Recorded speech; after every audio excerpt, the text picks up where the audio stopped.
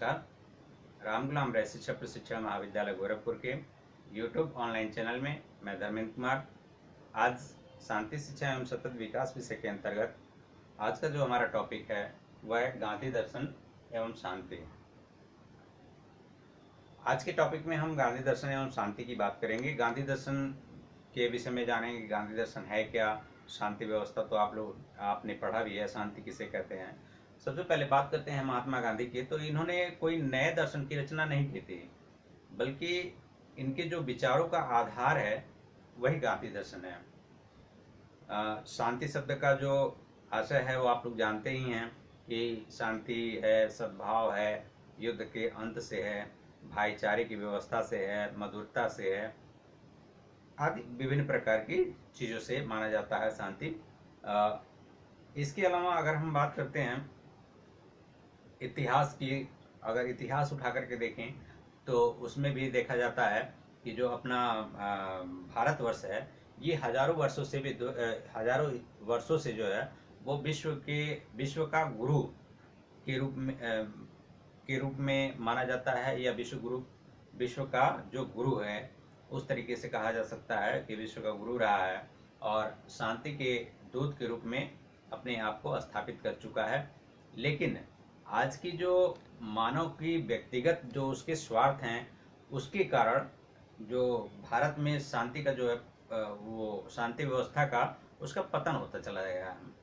आज जो सामान्य मनुष्य हैं उसके जनजीवन जो है वो अस्त व्यस्त दिखाई देते हैं। उसका मूल कारण क्या है? वो भय है, हिंसा है, जिसके कारण वो तमाम प्रकार के ऐसी गतिविधियों में फंसा हुआ है जो जिसके कारण वो हमेशा तनावग्रसित अपने आप को महसूस करता है। जो इसका सबसे प्रमुख और मूल कारण माना जाता है कि क्या है वो हिंसा के जो मूल कारण क्या है, तो उसमें सबसे पहले हम देखते हैं, बात करते हैं स्वार्थ की। तो स्वार्थ भी एक ऐसा कारण माना जाता है जिसके कारण वो क्या नैतिक है, क्या नीतिपरक है, नैतिक अनैतिक सारी क्रियाओं को करना, सारे जो कार्य होते हैं उन कार्यों को भूल जाता है। उसके कारण जो है वो विभिन्न प्रकार के हिंसात्मक जो कार्य हैं, जो हिंसात्मक कार्य हैं उनको वो जन्म देता है, जैसे चोरी करना, झूठ बोलना, किसी को मार देना। इस प्रकार की विभिन्न प्रकार के जो कार्य हैं वो उन सब कार्यों को करना वो शुरू कर देता है। इसके बाद अगर हम बात करते हैं तो व्यक्तिगत स्वार्थ तो हो ही गया। इसके बाद जो कायरता की बात कर लें तो कायरता भी एक कारण माना जाता है, अंधविश्वास भी एक कारण माना जाता है, अविश्वास भी एक कारण माना जाता है। इसके अलावा जो भेदभाव है वो सबसे प्रमुख कारण माना जाता है। भेदभाव में विभिन्न प्रकार के भेदभाव माना जाता है, जैसे लिंग भेदभाव, जाति भेदभाव, धर्म भेदभाव, आर्थिक रूप से कह लीजिए कि अर्थव्यवस्था के आधार पर भेदभाव, शिक्षा के क्षेत्र में भेदभाव। ये तमाम ऐसे जो कार्य हैं, इन कार्यों के कारण भी जो है हिंसात्मक प्रवृत्तियां उत्पन्न होती हैं, जिसके कारण मानव की जो जनजीवन है वो अस्त व्यस्त दिखाई देता है। अब हम बात करते हैं जो महात्मा गांधी के, तो वो स्वयं ही एक युग पुरुष थे और जो उनके कार्य हैं, उनके जो व्यवहार में, उनके कार्य में, उनके व्यवहार में स्पष्टवादिता और आदर्शवादिता, ये दोनों के गुण निहित माने जाते हैं। क्योंकि जो उनका जो कार्य था वो बिल्कुल स्पष्ट था और एक आदर्शवाद के रूप में अपने आप को स्थापित करते थे वो। अब चूंकि जब हम ऐसे तो हम मान नहीं सकते हैं कि ऐसे तो कोई भी कहेगा कि अरे किसकी बात कर रहे हैं, लेकिन जब हम महात्मा गांधी के जीवन दर्शन की बात करेंगे, जब हम उनको पढ़ेंगे, तब हम जानेंगे कि हाँ, महात्मा गांधी स्वयं एक दर्शन थे। उसमें वो वास्तव में एक युग पुरुष के रूप में थे, एक युग निर्माता, या फिर कह लीजिए कि युग पुरुष के रूप में अपने आप को स्थापित किया। उन सारे मानदंडों को पूरा करते हुए उन्होंने अपने आप को उस परिप्रेक्ष्य में अपने आप को खरा उतारा, इसलिए उनको एक युग पुरुष के रूप में भी जाना जाता है।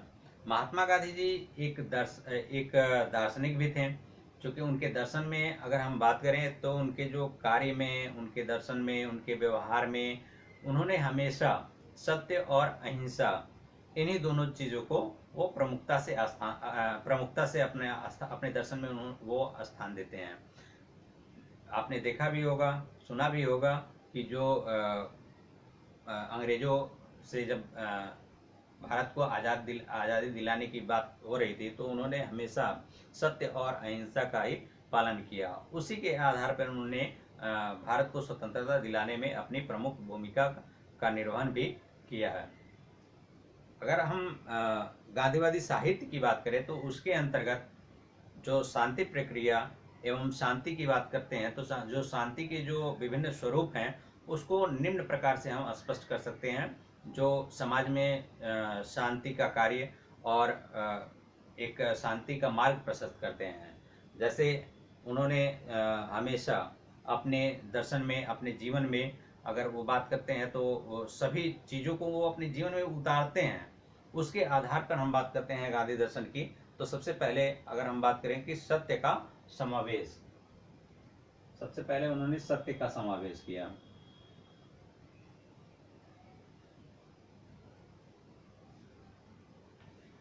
महात्मा गांधी जो है वो अपने जीवन में सत्य का सबसे प्रमुख रूप से अपने आचरण में भी वो सत्य का पालन करते थे और अपने कार्यों में भी सत्य का पालन करते थे। और जितने भी प्रकार के उनके दर्शन हैं इन दिस, अगर हम साहित्य की बात करते हैं तो उनके जो साहित्य हैं, उनकी जो आत्मकथा है, उसमें उन्होंने अपनी आत्मकथा में कुछ ऐसी चीज़ों को भी दर्शाया है जो जैसे ये था कि जो छुपाना नहीं चाहिए, उस चीज़ को भी उन्होंने छुपाया है। जो उनके अनुभव हैं उन सभी चीज़ों को वो दर्शाए हैं। जैसे कुछ गलत कार्य भी हैं तो उनको भी उन्होंने स्पष्ट रूप से सब दिखाया है। उसके बाद अगर हम बात करते हैं अहिंसा का, अहिंसा की शिक्षा, सेकंड है आपकी अहिंसा की शिक्षा।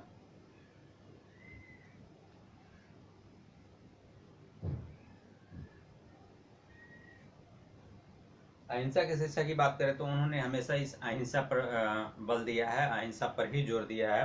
गांधी जी ने स्पष्ट लिखा है कि व्यक्ति जो है, व्यक्ति को हिंसा एवं दंड के माध्यम से नहीं सुधारा जा सकता, बल्कि जो उसके समक्ष एक आदर्शवादी और अनुकरणीय आदर्श स्थापित करके उसको सुधारा जा सकता है।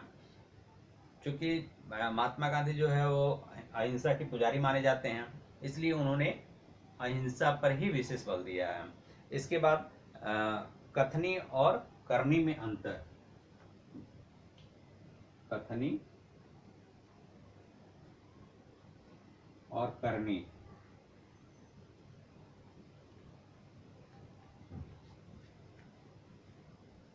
वो उनके जो दर्शन है उसको जब हम पढ़ते हैं तो उसमें स्पष्ट हो जाता है कि कथनी और करनी में भी अंतर नहीं होना चाहिए। क्योंकि वो ये कहते थे कि पहले हम जिस चीज़ को कह रहे हैं उस चीज़ को अपने आप में उतारे। उनके जीवन से संबंधित एक घटना याद आती है। उन्होंने एक बालक को बुलाया और उस बालक की गार्जियंस को भी बुलाया था और उन्होंने उनसे कहा कि वो उनके पास वो महिला आई थी और कही थी कि गांधी जी, ये बालक जो है बहुत गुड़ खाता है। तो उन्होंने कहा कि ठीक है, आप 3 दिन बाद आइएगा। महात्मा गांधी जी ने कहा था कि ठीक है, आप 3 दिन बाद आइएगा। तो सबसे पहले उन्होंने ये कहा कि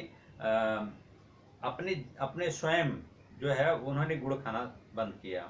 वो भी बहुत गुड़ खाते थे, ऐसा नहीं है कि वो गुड़ नहीं खाते थे।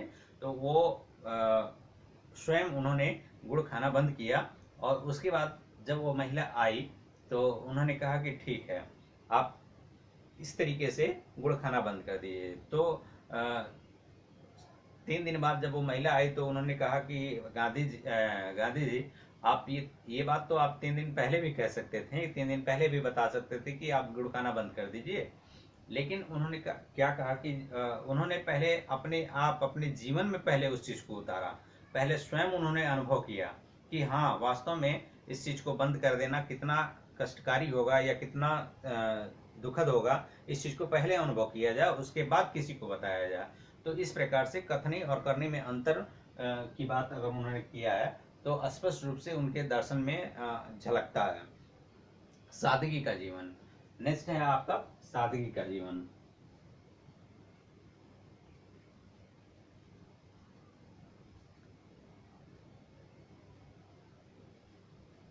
जब हम गांधी जी के दर्शन की बात करते हैं तो गांधी जी जब हम पढ़ते हैं तो उनका जो जीवन है पूरा सादी से भरा हुआ है। उन्होंने उनके बारे में जब कहा जाता है तो जब वो स्वतंत्रता की बात हम करें कि जब भारत को आज़ादी दिलाने की बात करें तो उस समय के इतिहास जब हम पढ़ते हैं तो उसमें स्पष्ट रूप से ये कहा जाता है उन्होंने सादा जीवन उच्च विचार उसी चीज़ को उन्होंने अपनाया था और अनुसरण भी किया था।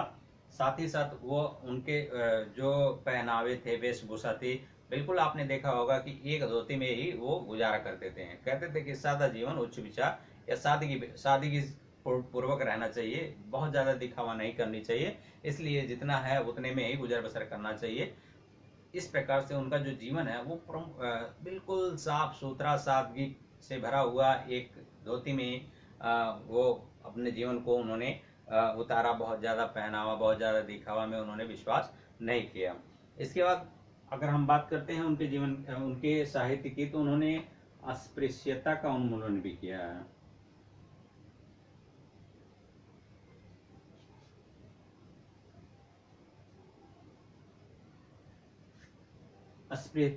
अस्पृश्यता आप शब्द जान रहे होंगे, छुआछूत की बात हो रही है यहाँ पे। तो उन्होंने इसका नाश किया है, इसको उखाड़ फेंकने की बात किया है।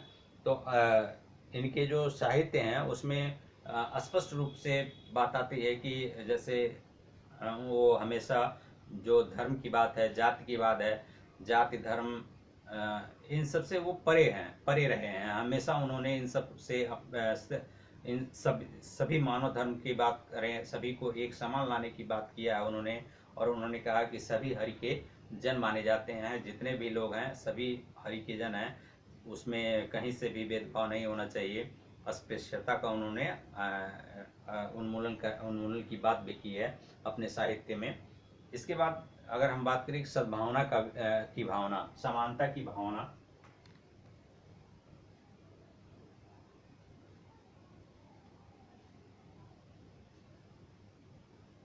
समानता की भावना, इसमें उन्होंने स्पष्ट रूप से कहा कि सभी व्यक्ति जो है एक समान माने जाते हैं। आपने देखा भी होगा कि उनकी जो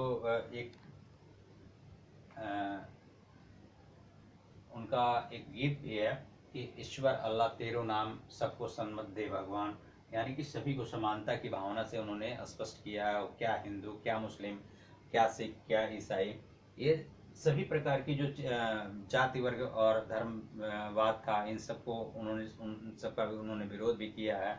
विरोध करने के साथ साथ समानता की भावना को स्पष्ट किया है। और उन्होंने उनका जो गीत है वो प्रमुख रूप से गीत है कि रघुपति राघव राजा राम सबको सन्मति दे भगवान, ईश्वर अल्लाह तेरो नाम सबको सन्मति दे भगवान। तो इस तरीके से समानता की भावना को भी उन्होंने उनके दर्शन में स्पष्ट रूप से दिखाया जाता है, बताया जाता है, देखने को मिलता है, पढ़ने को मिलता है। हम विधिवत अगर हम उनके पूरे जीवन की बात, अगर उनकी जीवनी पढ़ ले तो स्पष्ट हो जाता है कि जो गांधी दर्शन है क्या। इसके साथ साथ राम राज्य की स्थापना की बात उन्होंने किया है, कल्पना, राम राज्य की कल्पना।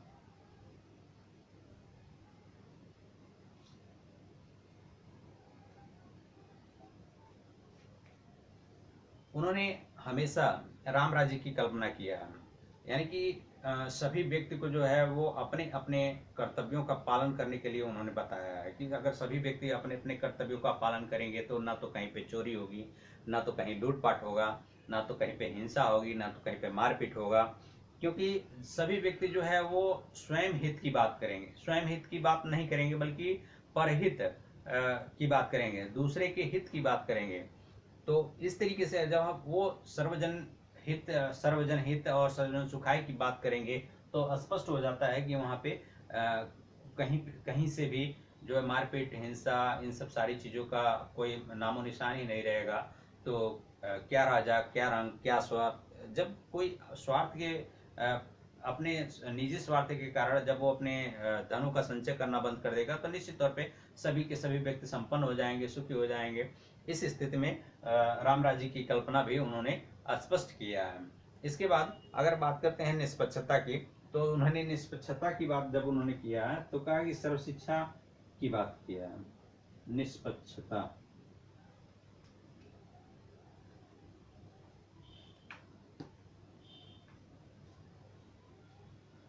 निष्पक्ष रूप से सभी को जैसे अगर हम उनके शिक्षा के क्षेत्र में ही हम उनकी बात को इस निष्पक्षता की बात हम करें तो शिक्षा के क्षेत्र में उन्होंने बहुत बड़ा कदम उठाया था। उन्होंने कहा कि सभी को सर्व शिक्षा की बात उन्होंने किया था कि सभी को शिक्षा मिलनी चाहिए और जो शिक्षा का अधिकार है वो सभी को मिलना चाहिए, सभी इससे